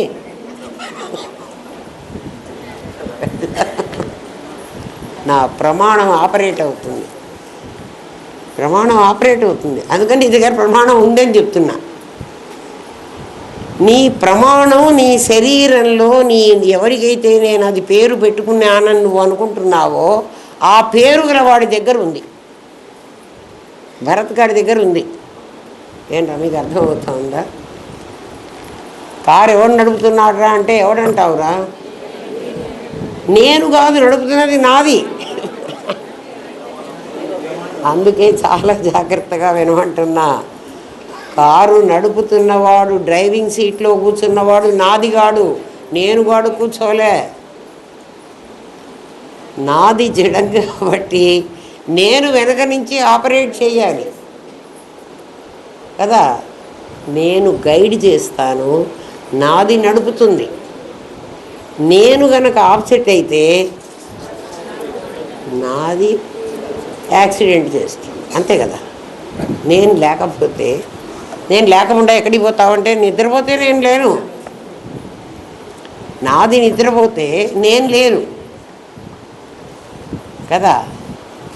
ఆ నాది ఎప్పుడైతే నీ దగ్గర ఉందో, నాది ఉంది కదా, అదే మనస్సు ఉంది కదా, అంటే అది ప్రమాణం నీ దగ్గర ఉంది కదా, నా దగ్గర లేదు. నీ దగ్గర ప్రమాణం ఉంది. ఆ ప్రమాణం ఎప్పుడు ఆపరేట్ చేస్తున్నావో అప్పుడు నీ పేరు ప్రమాత అనాలి. ఎవరు ప్రమాత అవుతారు? నీ నేనుగాడు ప్రమాత అవుతాడు. మీకు అర్థమవుతుందా నాయన? నాది దగ్గర ప్రమాణం ఉంది, బాగా వినండి. నాది దగ్గర ప్రమాణం ఉంది. ప్రమాణం ఆపరేట్ అవ్వాలంటే నేను ఉండాలి. నేను అప్పటి వరకు నేను ప్రమాతని కాదు, నేనే. ఎప్పుడైతే నాది ఆపరేట్ అవుతున్నదో, నాదిలో ఉన్న ప్రమాణం ఆపరేట్ అవుతుందో ఆ క్షణం నేను ప్రమాత. అప్పుడు నా పేరు ఏమిటంటే, అప్పుడు నేను అనేవాడు డ్రైవర్, దేహం కాదు డ్రైవర్.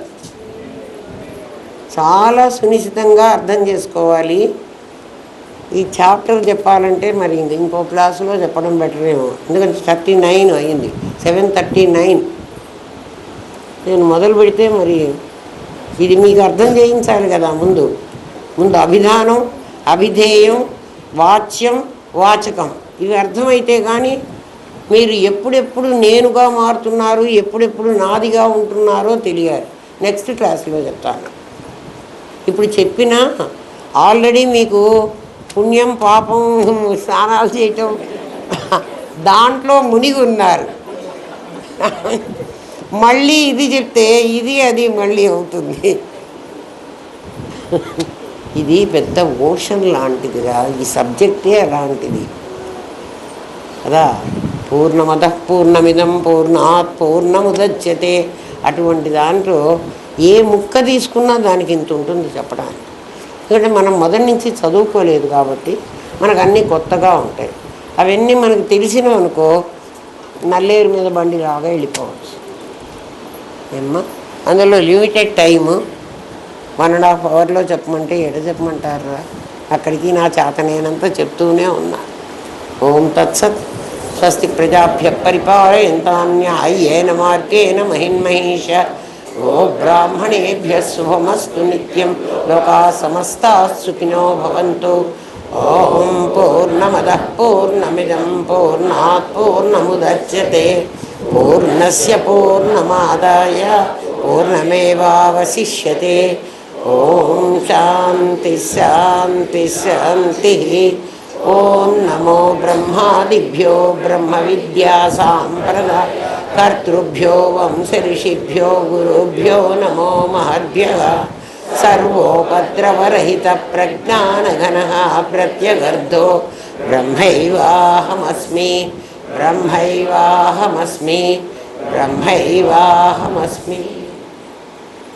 ఇప్పుడు ఇది శ్లోకం కాదు, మీరందరూ ఓత్తు తీసుకుంటున్నారు, ప్రమాణం చేస్తున్నారు. ఏమని? అహమస్మి బ్రహ్మైవ, నేను బ్రహ్మమునే అంటున్నారు. ఒక బ్రహ్మసభలో ఇంతమంది ఉండగా నేను బ్రహ్మమునే అని మళ్ళీ అక్కడికి పోయి నేను రవినే అంటే ఎట్లరా? రవి ఎవర్రా అంటే నేనే అంటే ఏం చెప్పమంటావు?